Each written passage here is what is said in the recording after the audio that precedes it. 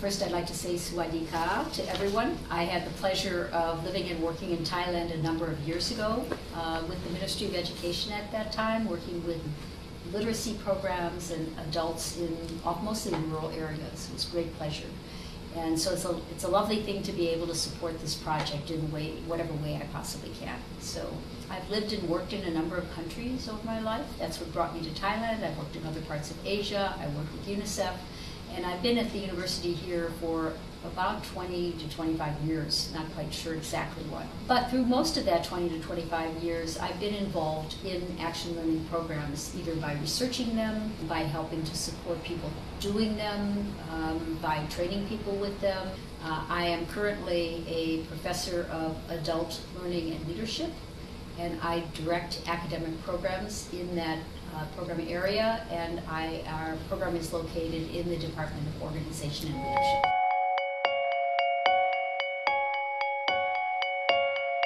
I'm Dr. Judy O'Neill. I also have been involved in practicing action learning for well over 20 years, much of it with Dr. Marsick over the years. My doctorate is in the role of studying the role of learning coaches in action learning. My connection with the program is as an adjunct professor here at Teachers College. I am right now serving as the dissertation advisor for Apachai in his work on this program, and is studying the program to see hopefully how successful it's going to be.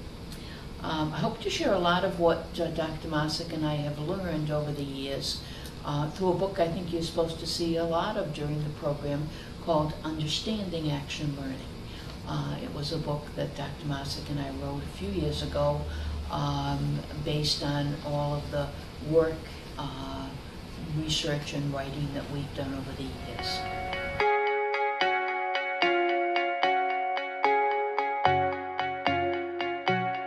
This project came out of discussions among Teachers College and Columbia University graduates with the Ministry of Education, and I imagine people in the school communities themselves, about the challenges that are special to the Golden Triangle. A recognition that the young people and the families that are served by those schools face different kinds of academic and social problems. I'm sure some of them are the same as in other schools, but in addition to that, there's the whole question of their role in society, what kinds of work they can do, their own kind of social survival and community survivals. And so the kinds of solutions that need to be developed to the challenges that they face to provide a really good education for them, to support them in a successful life in Thailand, somewhat different than in the regular schools. And so the question is, recognizing this background, how can school leaders be developed who not only can help solve maybe one of the problems that they face, but who are become adept at being able to solve continuous complicated problems. It requires a special kind of skill in being able to recognize things that are going on and being innovative in how one responds to it. A collaboration of sorts has grown out of these discussions between the Ministry of Education in Thailand, the TC and Columbia University students, and the community schools in the school leaders that would use action learning, and we'll tell you a little bit more about what that is and why it seems to be an appropriate solution. Action learning, as you will find out, has been used around the world and very successfully, but there are always particular conditions that requires adaptation because it's very suited to the context, to the situation that people are in. So the people who are involved in this project, led by Apachai, are going to be studying it and documenting it, and they will be writing a report on this program and on what it achieves, so that when the report is ready after the program is done in the middle of next year, they will be able to make some decisions about whether or not this is a good model to use in preparing school leaders for the Golden Triangle. Well, action learning is another form of a process for being able to help develop people.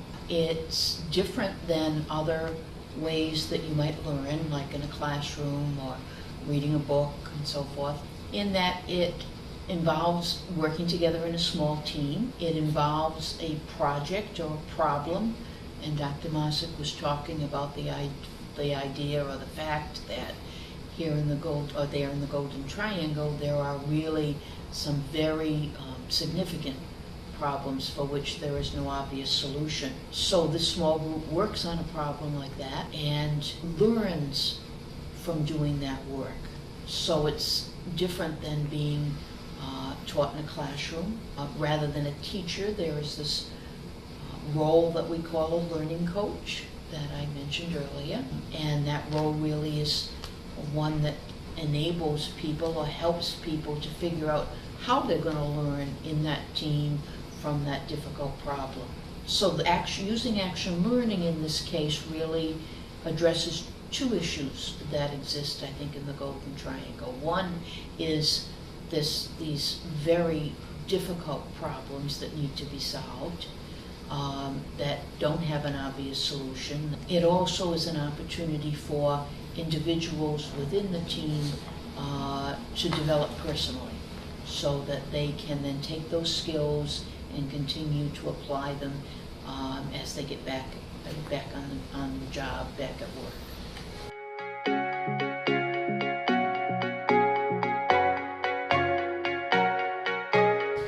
Is very important because it is the vehicle through which people learn. People are learning from their experience in tackling that challenge.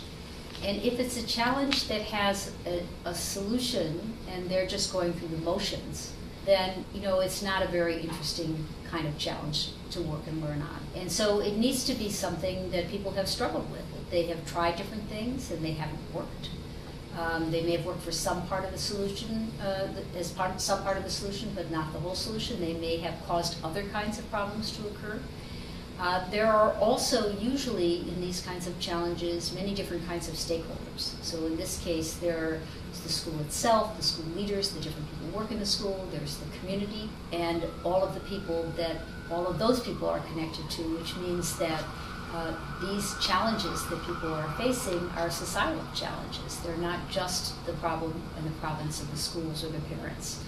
This is a very complicated challenge, and it requires that many different people think about the different angles to it. It usually requires that we're able to step back, kind of get a little distance from it, and look at it with fresh eyes. So action learning is driven by questioning insight into challenges and asking ourselves, is this the right way to think about it? And so we won't get that unless we have a lot of different voices, a lot of different angles on the challenge. And so to sum up, it's usually a complex challenge, one for which solutions have been tried before but not very successfully, one which requires learning through implementation, and one where reasonable people would disagree over the possible solutions to it.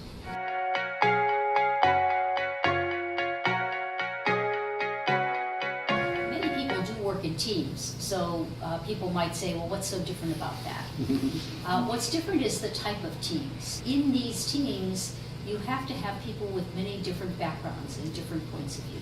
Another very important idea of these teams is that people who consider themselves experts on what should be done should not be part of it. It's not that the team won't consult experts and knowledgeable people throughout the project, but it's very valuable to get people with many different points of view together, to look at the evidence that they can gather, and to ask interesting questions about them, to ask questions from their different perspective that otherwise would not usually get asked. And as a result, it opens up new avenues of exploration, new places that could be explored and thought about in terms of possible solutions to the challenges at hand. So in this particular case, in this program, there's going to be the diversity of perspectives from people from different schools. They'll be from different parts of the Golden Triangle, and so the type of challenge they might face and the particular community they're working with might have some unique differences that they can learn with and from one another. Additionally, the teams are going to be teams that include people from different roles and different functions. And so it's not just the teachers or just the school leaders, it's also people in human resources, maybe school counselors, various people who have a different look at what the problem might be. The teams in the moment for the program can help to bring different points of view to bear on the challenge. The other thing that we found through research and just through practice is that people bond in different ways in these teams when they work together over a difficult challenge, and they become lifelong friends and colleagues. And so what you're also doing is building the capacity of the schools in the region, in the whole area, to work better together, to have people they can call upon to help think about certain challenges that they're facing and just feel like they're not alone always in this.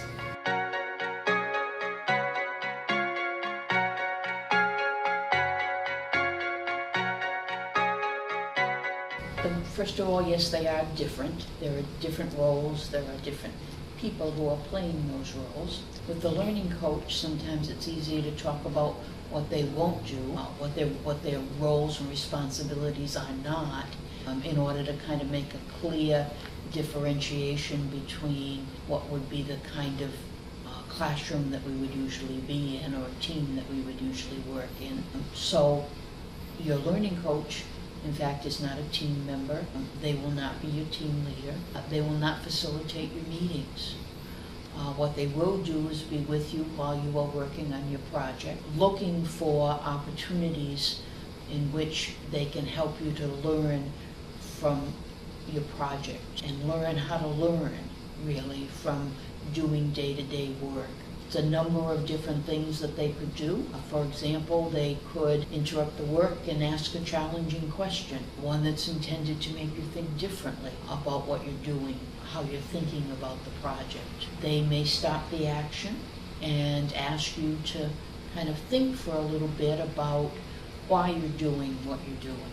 Is it the right path for you to be? Is there a different way to look at it? So that it gives you an opportunity to reflect on what you're doing, to think about what you're doing in order to be more aware of how you've made decisions and consider whether they were the right decisions. They might also stop what you're doing in order to get involved with some personal development for you and for other members of your team. One of the things that they will do from the outset is they will take some time at the beginning of your work together to form a contract with you, so that they can try to be as explicit as they can about what their role is going to be and what their expectations of you are, and give you a chance to voice what expectations you might have of them as a coach, as a learning coach. So they're really supporting you in your learning.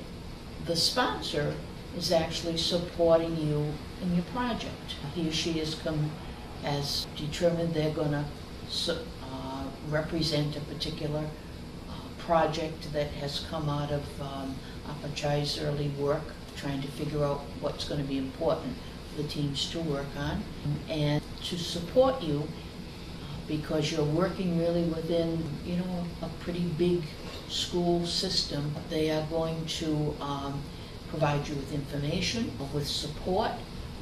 If you need entree into particular people or particular places, they're there to try to make everything smooth so that those things are not getting in the way of the data or information you need and the action you need to take. And then once you make some recommendations to them as the principals in the respective schools, they'll also take on the role of helping to support and implement some of those recommendations.